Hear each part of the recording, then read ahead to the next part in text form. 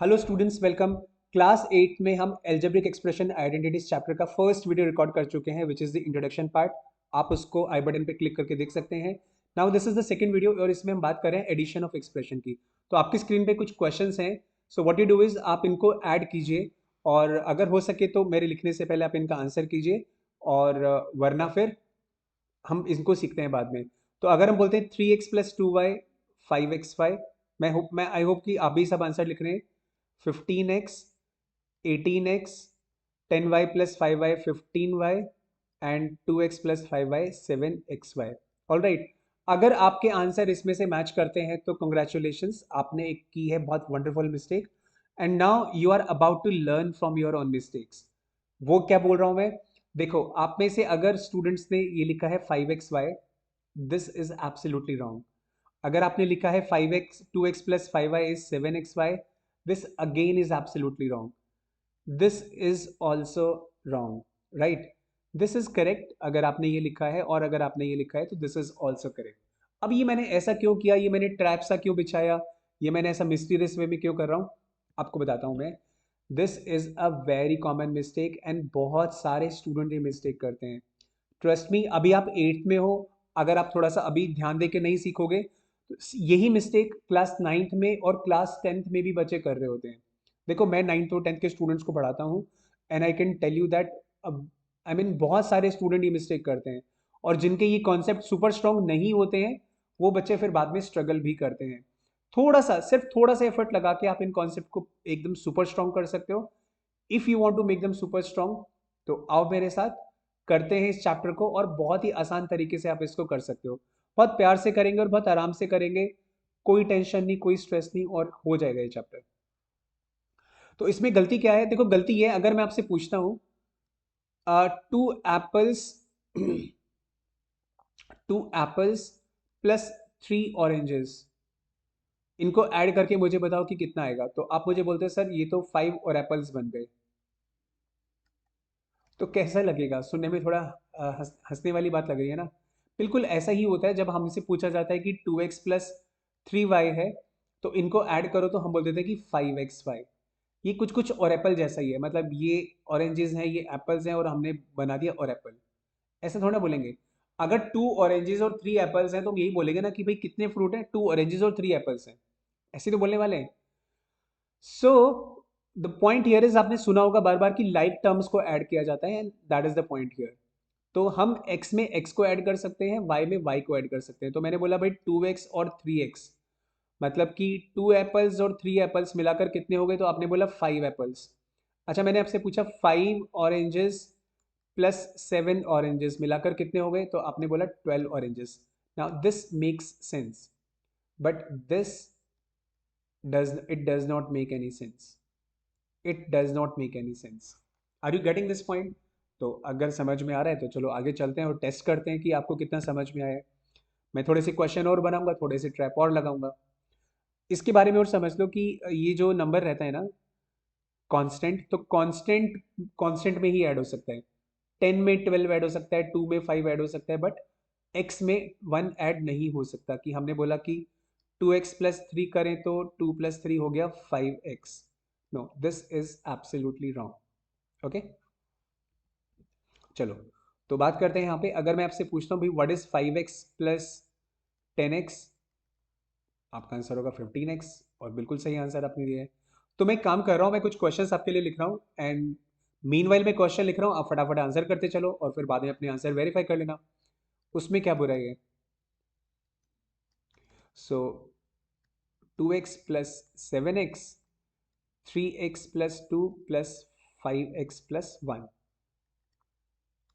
5x + 7 + 3x + 2, 2x + 1 +5x + y। देखो, मैंने ना जानबूझ के यहाँ पे क्वेश्चन पहले से टाइप नहीं रखे हैं, बिकॉज अगर मैं इसको आपके सामने लिखूंगा तो this will be more interactive. आप इसको जितना इंटरैक्टिव, मतलब आप क्या करो, आप अपने आंसर्स या तो अपनी नोटबुक में लिखो, कहीं पे ज़रूरत पड़े तो थोड़ा सा कॉमेंट वॉमेंट में डाल दो आंसर्स अपने। All right, so this is the way we can make it interactive. 10x + y + 2x + 3y। चलो इन क्वेश्चंस के आंसर करते हैं। Now 3x + 3x will make it 6x, 2x में 7x ऐड करेंगे तो बन जाएगा 9x। अभी 3x में 2 तो ऐड नहीं कर सकते, लेकिन 3x में 5x ऐड कर सकते हैं। तो इन दोनों को हम ऐड कर सकते हैं, लाइक टर्म्स हैं, बन जाएगा 8x। और 2 में 1 ऐड कर सकते हैं तो बन जाएगा, सॉरी मुझे इसको लिखना था +3। सो this is 8x + 3। Now 5x में आप ऐड करो 3x, इट बिकम्स 8x + 7 + 2 9।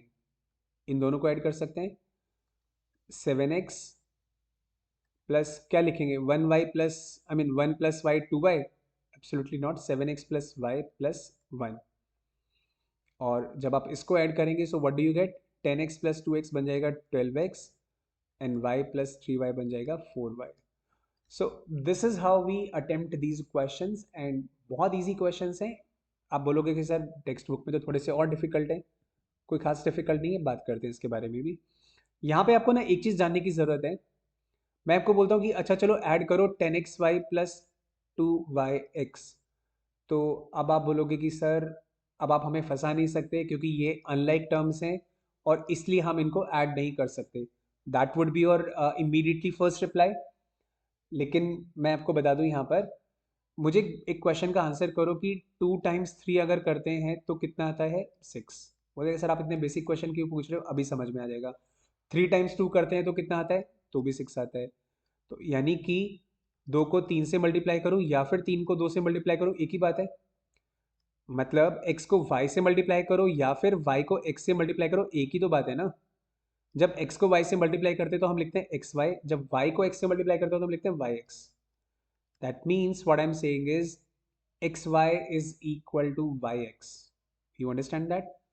इसको लिख लेते हैं यहाँ पर, xy इक्वल टू yx। इसका मतलब these are like terms, these are like terms.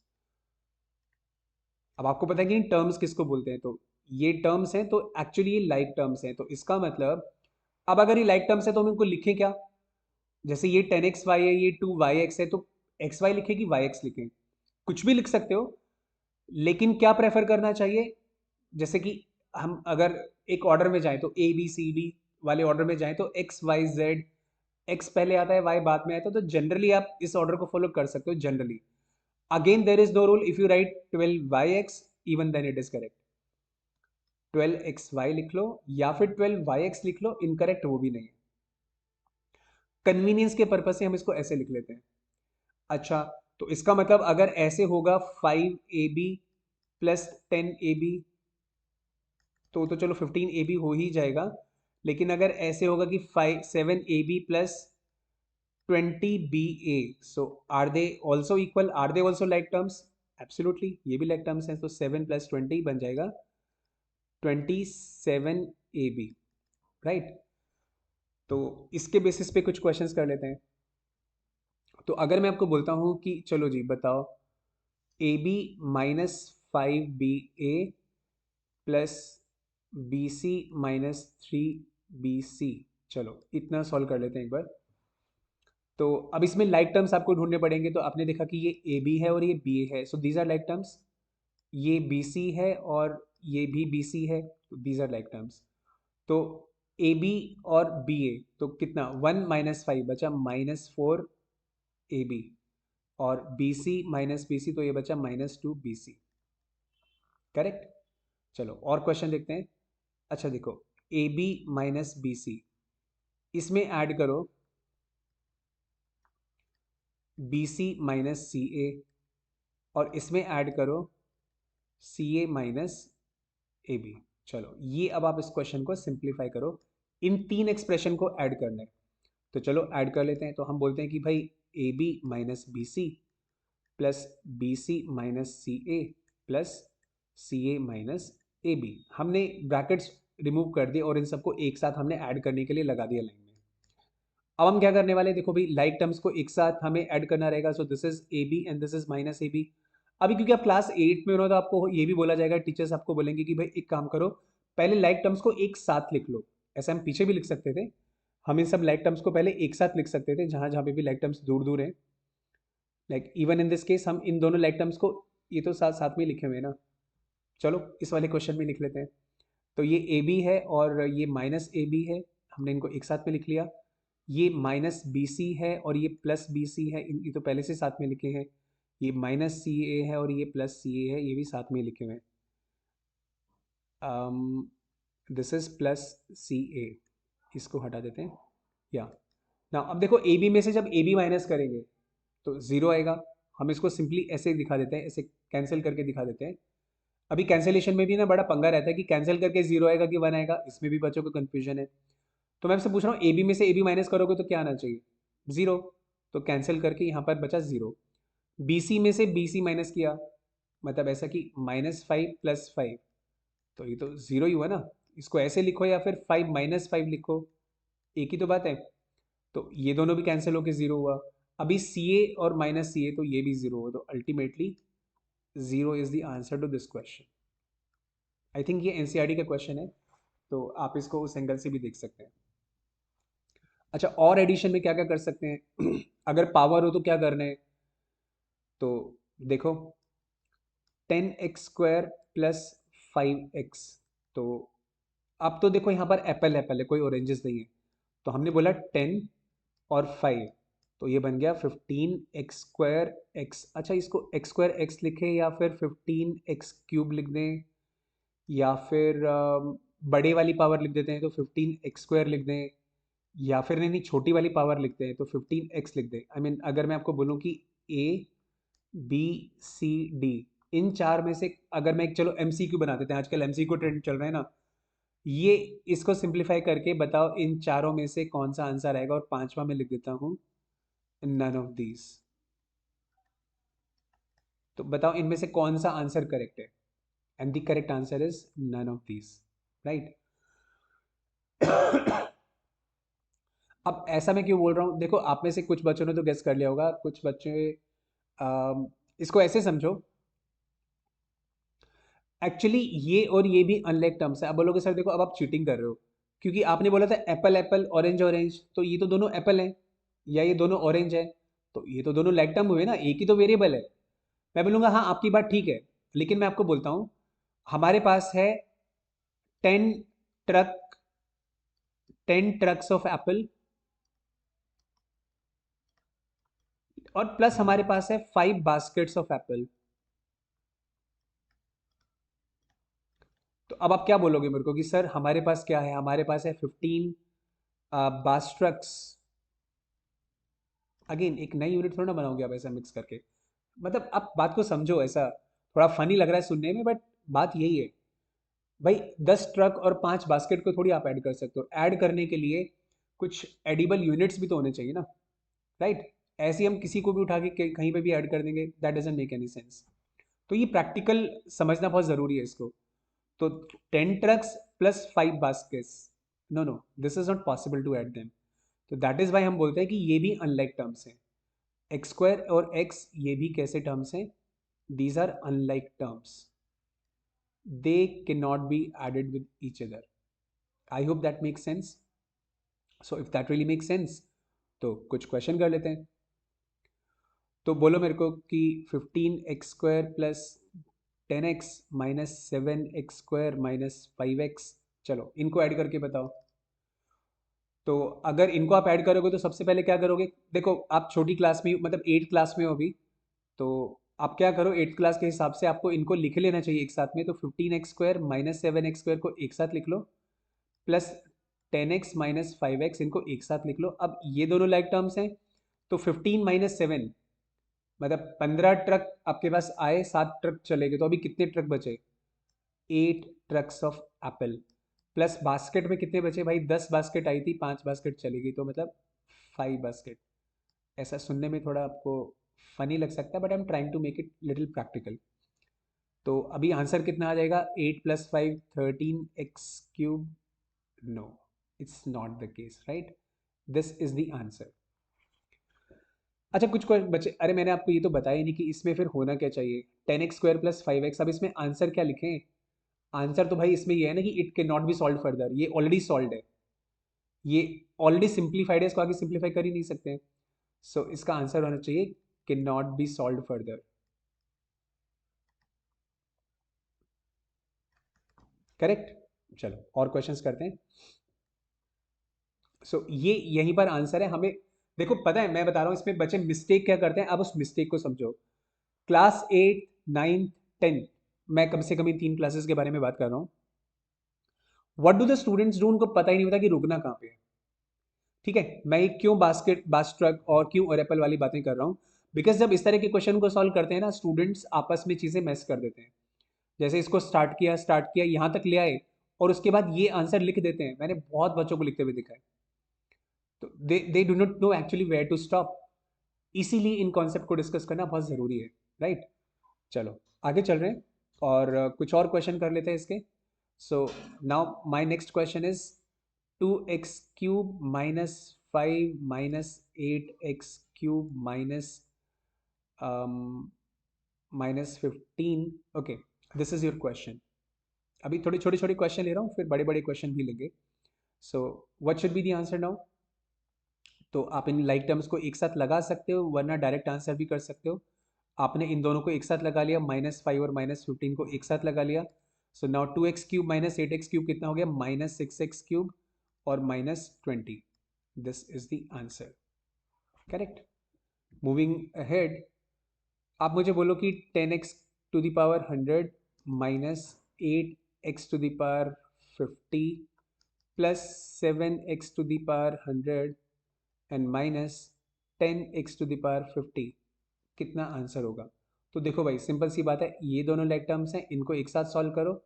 सो 10 + 7 ये हो जाएगा 17x⁻100, -8 और -10, ये दोनों के दोनों कॉफिशिएंट किसके हैं, x⁻50 के। तो इनका सम हो जाएगा -18x⁻50। सो देखो बेटा, this is how we do such questions. ये बेसिक कॉन्सेप्ट है एडिशन का, राइट। जिसमें कि आपने देखा कि अलग अलग डिग्री पे हमने सॉल्व किया, मतलब पावर वाले क्वेश्चन सॉल्व किए हमने, जहाँ पर एक्स वाई है वैसे क्वेश्चन सॉल्व किए, बिल्कुल सिंपल और प्लेन क्वेश्चन सॉल्व किए। तो अभी as a first video, as a first concept, I think हम इसको इतना ही करते हैं। And what we will do in the next video, हम नेक्स्ट वीडियो में कुछ क्वेश्चंस पिकअप करते हैं, कुछ स्टैंडर्ड क्वेश्चंस जो किन्हीं बुक्स में आते हैं, कुछ एनसीईआरटी से लेंगे, आने वाले कुछ वीडियोस में कुछ R S Agarwal, R D Sharma से कुछ बड़े क्वेश्चंस लेंगे, and we will try to solve those questions together. And उसका बेनिफिट क्या होगा कि अगर मान लेते हैं अभी तक आपको चैलेंज आ रहा था बेसिक्स में, और after learning from this video, अगर आपका बेसिक में क्लैरिटी आ रही है, आपको बेसिक में कॉन्फिडेंस आ रहा है, आपको अभी अपने ऊपर कॉन्फिडेंस आ रहा है कि हाँ यार ये तो मैं कर पा रहा हूँ, मैं पहले कर क्यों नहीं पा रहा था, मुझे समझ ही नहीं आ रहा है। अगर ऐसा केस हो रहा है और आपको लगता है कि हाँ यार मुझे तो ना अभी आगे देखना चाहिए कि क्या मैं डिफिकल्ट क्वेश्चन भी कर सकता हूँ, तो उसी पर्पज से मैं आने वाले अभी जो अपकमिंग वीडियोस हैं उनमें कुछ डिफिकल्ट क्वेश्चंस डालता हूँ, और एक बार साथ में करके देखते हैं। तो I think that should build your confidence, that should boost your confidence. और उसके बाद मैं फिर आपको रिकमेंड करूंगा कि भाई जाओ और थोड़े से डिफिकल्ट क्वेश्चन खुद से करो। अभी मेरा रिकमेंडेशन क्या है right now, now after this video you should do at least NCERT, और जो भी बुक आपके स्कूल में लगी हुई है, आप उस बुक के क्वेश्चंस अपने आप से करो। ठीक है, देखो जनरली 8th क्लास का बच्चा क्या सोचता है ना कि हाँ मैंने टीचर की हेल्प से करना है, टीचर ने कराना है, जो टीचर ने कराया वो मैंने करना है। आप इसको ऐसे मत देखो, लर्निंग प्रोसेस सिर्फ ऐसे नहीं होता है। आप कॉन्सेप्ट समझो, कॉन्सेप्ट के बेसिस पे खुद क्वेश्चन करो, और इजी मीडियम डिफिकल्ट हर तरह के क्वेश्चन खुद अटेम्प्ट करो। ज़्यादा से ज़्यादा क्या होगा, मिस्टेक करोगे ना, मिस्टेक से घबराओ मत, मिस्टेक से ना किसी भी स्टूडेंट को नहीं घबराना चाहिए। That's what I will tell you. मैं रिपीटेडली यही बातें आप मुझसे सुनते रहोगे, because this is what I specialize in. And देखो ना, अपनी प्रोफिशिएंसी बढ़ाने का, सक्सेस पाने का तरीका यही है। आपको लाइफ में घबराना नहीं है, चाहे वो मैथमेटिक्स हो, कोई और सब्जेक्ट हो, या फिर आप जब पढ़ाई वाले डोमेन से बाहर निकलेंगे वहां पर भी आपको किसी भी चीज़ से घबराना नहीं है। अपने डोमेन को समझो, टाइम स्पेंड करो अपने डोमेन को समझने में, उसमें परफेक्शन लाने में। जो भी मिस्टेक्स आप कर रहे हो उन मिस्टेक्स को के पैटर्न को समझ के उनको ठीक करने में। ऑल राइट, और स्टार्टिंग कहाँ से करनी है, मैथमेटिक्स से करनी है। मैथ से स्टार्टिंग करके हम इसको we will take it to even other levels. All right, so चलो मिलते हैं नेक्स्ट लर्निंग सेशन में। Till then keep learning and stay happy.